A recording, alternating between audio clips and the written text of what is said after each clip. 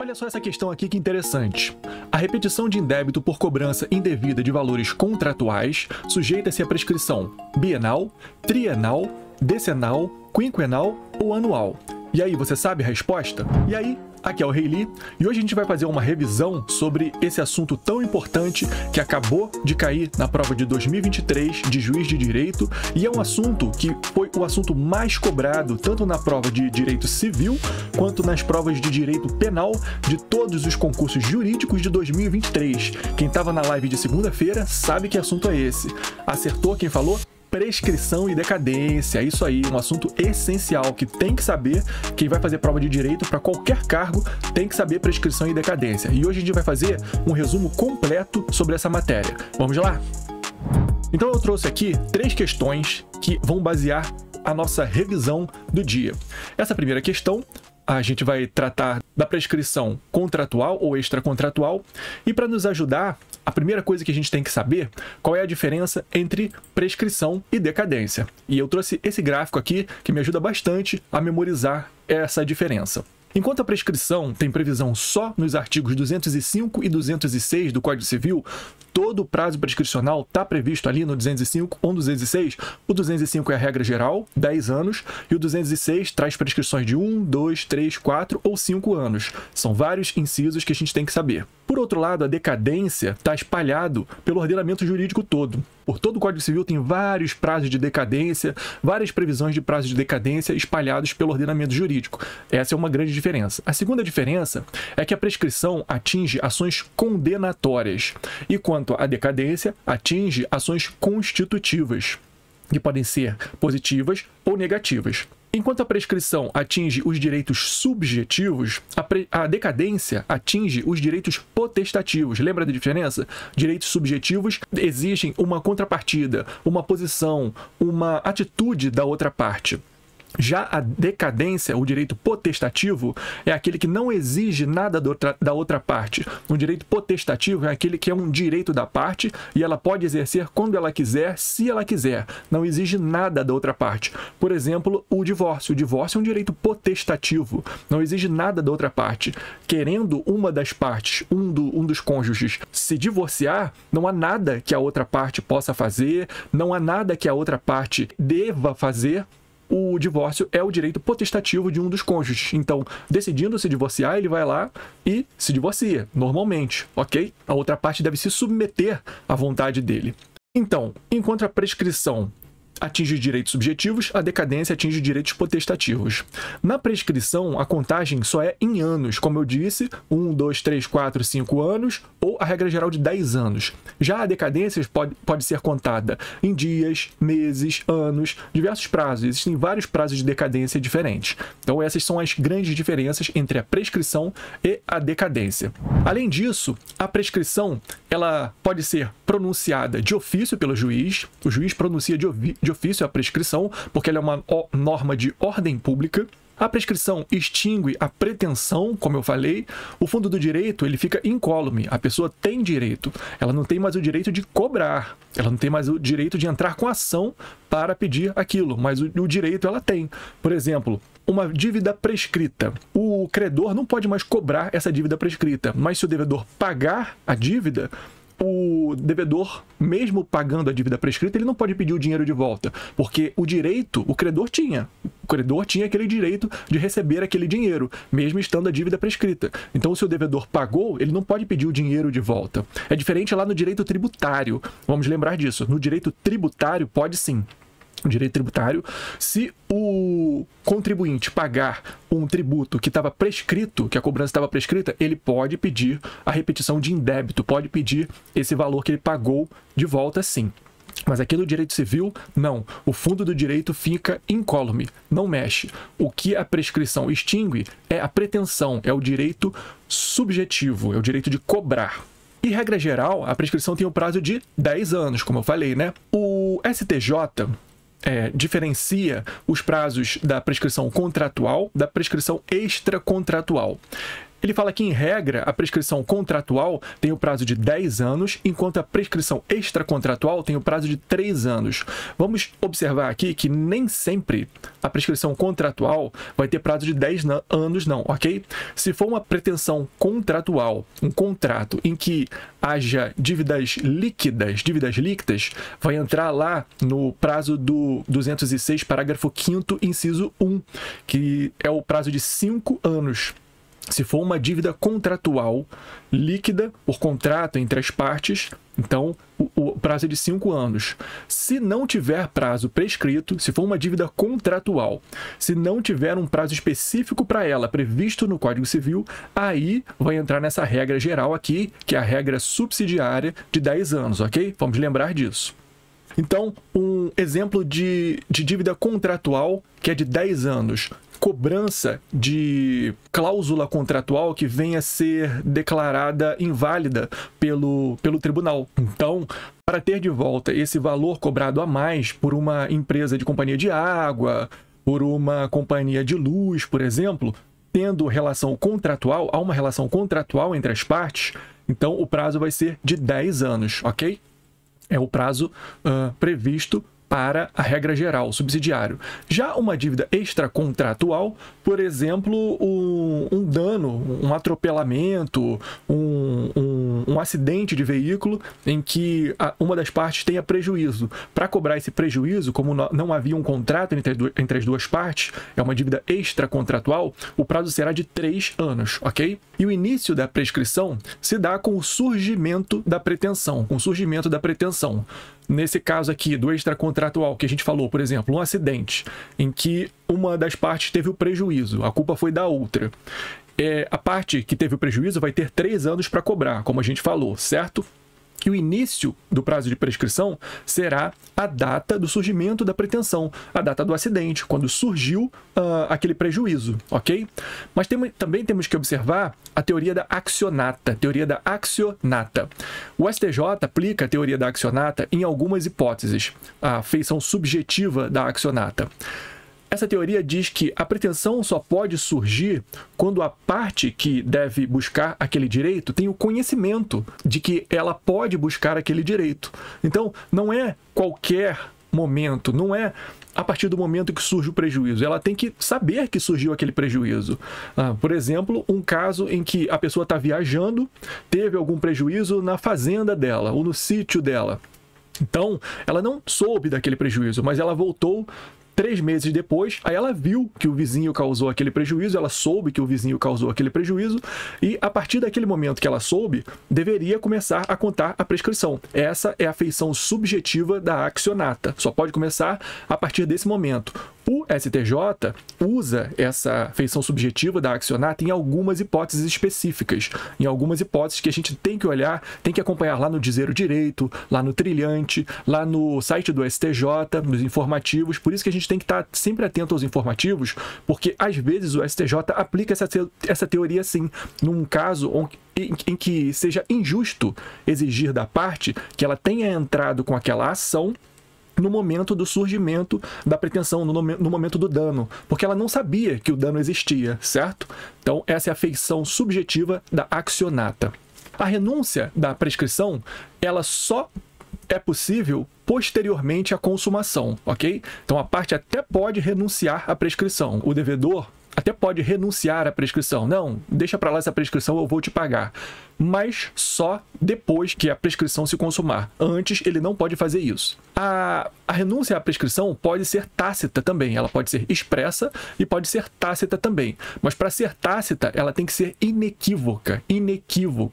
Não pode ter dúvida de que o devedor renunciou à prescrição, não, ok? Ela pode ser judicial ou extrajudicial, não importa. E a prescrição só legal, não existe prescrição convencional, prescrição prevista em contrato, não. O que pode existir previsto em contrato é a decadência, a prescrição não. A prescrição é uma norma de ordem pública e ela só é legal. E no artigo 206-A, agora em 2022, recentíssima norma, trouxe a chamada prescrição intercorrente para o Código Civil. Antes, a prescrição intercorrente só estava prevista no Código de Processo Civil, não tinha prescrição intercorrente prevista no Código Civil. Então, a doutrina defendia que não existia prescrição intercorrente para o processo de conhecimento, só para o processo de execução. Então, agora existe sim prescrição intercorrente no processo de conhecimento. Lá, agora no 206A do Código Civil, existe a previsão de prescrição intercorrente. E as regras mais importantes são essas aqui. A prescrição intercorrente vai ter o mesmo prazo da prescrição da pretensão e vai observar também as mesmas hipóteses de impedimento, suspensão e interrupção, que a gente vai ver daqui a pouquinho quais são. Mas o importante é esse aqui. A prescrição intercorrente é aquela que acontece no meio do processo. Depois que iniciou o processo, começa a correr a tal prescrição intercorrente, no meio do processo. E é o mesmo prazo que ele tinha para a prescrição. Se ele tinha 3 anos para entrar com aquela ação e ele entrou no prazo certinho, começou o prazo, ele tem 3 anos para agir naquele processo. Se ele ficar inerte, se ele deixar o processo para lá, se ele deixar o processo parado, por mais de 3 anos ocorre a prescrição intercorrente e aí ele perde esse direito. O processo é extinto por prescrição intercorrente, ok? Então, é uma norma recentíssima que a gente precisa saber. Então, voltando para aquela ação, a gente viu, né, os prazos. Agora, o que vocês responderiam? A repetição de indébito por cobrança indevida de valores contratuais sujeita-se a que prescrição? A gente falou, né? Qual é a resposta? Prescrição decenal. A gente está falando aqui de repetição de indébito por cobrança indevida de valores contratuais. Lembra que eu falei que valores contratuais o STJ tem aplicado a regra de 10 anos? Então, prescrição decenal. Contratuais 10 anos, extracontratuais 3 anos, ok? Então já acertamos uma questão. Próxima questão. Conforme o Código Civil, a interrupção da prescrição: A. Por um credor, não aproveita os outros. B. Produzida contra o principal devedor, não prejudica o fiador. C. Operada contra o codevedor, prejudica os demais coobrigados. D. Efetuada contra o devedor solidário, exclui seus herdeiros. E é operada contra um dos herdeiros do devedor solidário, não prejudica os outros devedores, sem ressalvas. Essas 100 ressalvas a gente já liga o alerta, né? Quase sempre que tem 100 ressalvas nas questões, elas estão incorretas. Mas essa questão também de 2023, promotor de justiça do Pará, e a gente vai guiar a nossa revisão agora com essa questão. O que a gente precisa saber daqui? As hipóteses em que não corre prescrição. Não corre prescrição entre credores solidários de obrigações indivisíveis. Lembrem disso, indivisíveis. Não é qualquer obrigação não, tá? Entre credores solidários de obrigações indivisíveis, quando pendente a ação criminal, quando pendente a ação de evicção, entre cônjuges na constância do casamento, entre ascendente e descendente, entre tutelado e curatelado, ascendente e descendente na constância do poder familiar, tutelado e curatelado também na constância da curatela, da tutela, contra os absolutamente incapazes. Isso aqui é muito importante. As provas adoram cobrar isso aqui e adoram confundir a gente dizendo contra os incapazes, em geral. Não corre prescrição contra os incapazes, está certo? Não, está errado. Só contra os absolutamente incapazes. Contra os relativamente incapazes, corre prescrição sim. Então, a partir dos 16 anos, começa a correr a prescrição contra os menores, contra os adolescentes. Então, a partir de 16 anos, não é a partir de 18 não, tá? Então, só não corre a prescrição contra os absolutamente incapazes. Contra os ausentes a serviço, em guerra ou em morte presumida, também não corre prescrição. Pendente condição suspensiva, também não corre prescrição, e quando ainda não vencido o prazo, obviamente, né, não vai correr prescrição. Então, essas são as hipóteses em que não corre a prescrição, previstos lá no Código Civil, ok? Também é muito importante os casos de interrupção da prescrição. Interrupção da prescrição. No caso de interrupção, o que acontece? Reinicia a contagem. Quando a prescrição é interrompida, a partir dali, ela zera e começa a contar de novo. É diferente da suspensão. Suspensão de prescrição não zera. Ela recomeça, quando ela volta, ela recomeça de onde parou. Na interrupção, não. Na interrupção, interrompeu, quando ela voltar, ela vai voltar do zero, zerada. Então, reinicia a contagem. A interrupção é personalíssima. Em regra, ela é personalíssima. Vamos lembrar disso. Memorizem isso aqui. Interrupção de prescrição, em regra, é personalíssima. O que quer dizer isso? A interrupção contra um credor não aproveita o outro credor. Interrompeu contra um credor, contra o outro continua correndo prescrição, tá? não aproveita. A interrupção contra um devedor não prejudica os outros, não prejudica os outros. Então, vamos observar isso aqui também. Ela não prejudica os outros. Observação, exceto o fiador. Contra fiador, ela prejudica sim. Porque o fiador, ele faz parte de um contrato acessório que segue o principal. Então, se interrompeu a prescrição contra o devedor principal, interrompe contra o fiador também. Mas contra um devedor, não interrompe contra o outro devedor, contra o codevedor, salvo os devedores solidários. Se os devedores forem solidários, aí não tem jeito. Se tiver lá previsto no contrato solidariedade entre todos os devedores, não tem jeito. Interrompeu contra um, vai interromper contra todos. Segue a regra do fiador. E contra os herdeiros solidários, só prejudica se for direito indivisível, ok? E quais são as hipóteses de interrupção da prescrição? São essas aqui, e só essas aqui, previstas no direito civil, só essas aqui. Para memorizar, eu tenho esse mnemônico aqui que é detesto hic morato. Se for no tributário, é detesto morato, ok? Detesto morato. Mas aqui no direito civil é detesto hic morato, e eu vou explicar por quê. Lá no tributário, detesto morato, por quê? É despacho que ordena a citação, protesto, qualquer ato do credor que constitui mora o devedor, e qualquer qualquer ato do devedor que reconheça a sua dívida. Então, lá no tributário, são 4, detesto morato. Aqui, no civil, a gente inclui mais 2. É um outro protesto judicial, e IC, inventário e concurso de credores, IC, inventário e concurso de credores. Então, detesto hic morato. O que quer dizer? D, de despacho do juiz que ordena a citação. Testo, de protesto. Aqui entram 2 tipos de protesto. IC, apresentação do título em inventário e concurso de credores. Inventário e concurso de credores. Mora, ato judicial que constitui mora o devedor. E ato, aqui no final, ato inequívoco do devedor. Então, para lembrar, eu tenho esse mnemônico que é detesto hic morato, ok? Me ajuda a lembrar isso aqui. E quanto à decadência? A decadência, como eu disse, ela é diferente. Ela tem 2 espécies, a legal e a convencional. Ou seja, a decadência pode ser prevista em contrato, diferente da prescrição, que é só legal. Na decadência legal, a renúncia é nula. Se a decadência estiver prevista em lei, a renúncia é nula e o juiz pode reconhecer de ofício. O juiz pode reconhecer decadência legal de ofício. Decadência convencional não, ok? Se a decadência estiver prevista em contrato, só a parte interessada pode alegar essa decadência. O juiz não pode reconhecer de ofício. E a renúncia pode ocorrer após a consumação, na convencional. Ok? Na legal, não. Na legal, a renúncia é nula. É diferente da prescrição. A prescrição pode acontecer renúncia depois da consumação. Essa regra só vale para decadência convencional. Isso aqui é um detalhe importante que pouca gente se liga nesse detalhe. E os casos de impedimento e suspensão e interrupção da decadência? Eles seguem aquelas mesmas hipóteses que a gente viu lá da prescrição, o detesto morato, que são as causas de impedimento, e aquelas outras causas de suspensão e interrupção que a gente viu? Não seguem. Decadência não se impede, não se suspende, não se interrompe, salvo uma hipótese, e uma só. Qual é essa hipótese? Contra os absolutamente incapazes. Contra os absolutamente incapazes não corre nem prescrição e nem decadência. Ok? Então vamos lembrar disso aqui. Então, voltando para aquela questão, a gente já estudou os elementos que a gente pode corrigir essa questão. Qual vai ser a resposta certa? A resposta é a A.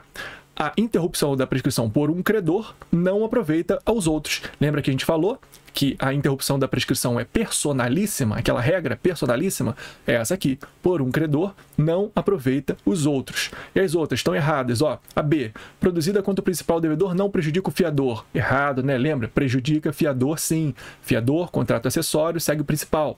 Operada contra o codevedor prejudica os demais cobrigados? Não, em regra não prejudica, salvo se for solidária. Efetuada contra o devedor solidário exclui seus herdeiros? Não, está errada também, não exclui. É operada contra um dos herdeiros do devedor solidário, não prejudica os outros devedores sem ressalvas. E tem a ressalva que a gente falou das obrigações indivisíveis, ok? Então, próxima.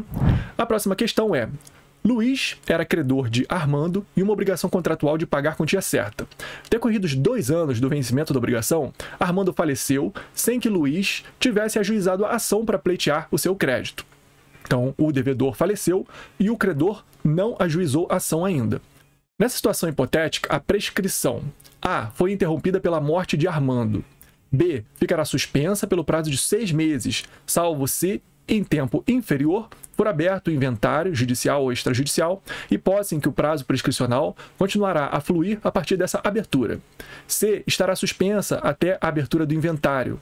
D continuará a fluir contra os sucessores de Armando. E E será interrompida, caso os sucessores de Armando sejam desconhecidos. E aí? A gente vai dar uma olhada e vai revisar isso aqui. O que a gente precisa saber para responder essa questão?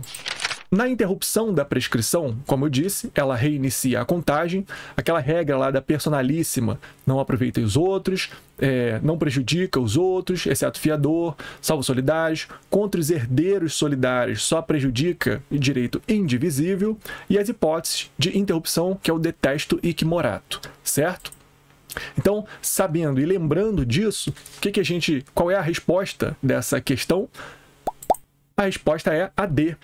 Continuará a fluir contra os sucessores do Armando. Não existe nenhuma regra que diga que vai interromper contra os sucessores, que a morte é uma causa de interrupção. Não existe. Quais são as causas de interrupção? Detesto hic morato, despacho, coordena a citação, protesto, em C, inventário e concurso de credores, mora, ato do credor que constitui o devedor em mora e ato do devedor que reconheça a sua dívida. São só esses. Não tem outra hipótese de interrupção. Então, a única interrupção são essas. Existe morte aqui nessas que eu falei? Não existe, né? Não tem morte. Então, morte do devedor não interrompe a prescrição. Ele continua a correr normalmente contra os sucessores. Continua a correr. Vamos lembrar disso. Sempre que falar de interrupção de prescrição, vamos lembrar do detesto hic morato. Se não se encaixar aí, não interrompeu. Ela vai continuar a correr, ok? E essa foi a questão de promotor de justiça do Amazonas. Então, para resumir, eu fiz esse mapa onde a gente pode ver todos os detalhes da prescrição e decadência. Vou até diminuir um pouquinho aqui a minha imagem para vocês verem o mapa completo. Quem quiser tirar um print aí, pode tirar, fica à vontade. Quem quiser esse mapa também pede aí nos comentários que eu envio o mapa para vocês. Eu condensei aqui todas as informações, a diferença entre prescrição e decadência, os detalhes mais importantes da prescrição. Falei também sobre quando é que não corre a prescrição. Falei também sobre a interrupção da prescrição, quando é que interrompe, e sobre os detalhes da decadência. Esse mapa tá bem legal, gostei bastante de fazer e é um mapa que me ajuda bastante a estudar essa matéria. Bom, pessoal, mesmo agora, então, sabendo os detalhes mais importantes da prescrição e da decadência, você pode ficar um pouco confuso de como estudar isso aqui, como relembrar isso aqui, como revisar isso aqui, e eu posso afirmar de coração que a forma mais interessante de revisar, de estudar e de não esquecer essa matéria é por flashcards. Se você quiser aprender como fazer para estudar por flashcard, clica nesse vídeo aqui do lado, que eu vou deixar um tutorial muito interessante que eu fiz, bem completo, sobre o estudo ativo e a repetição espaçada. Até já!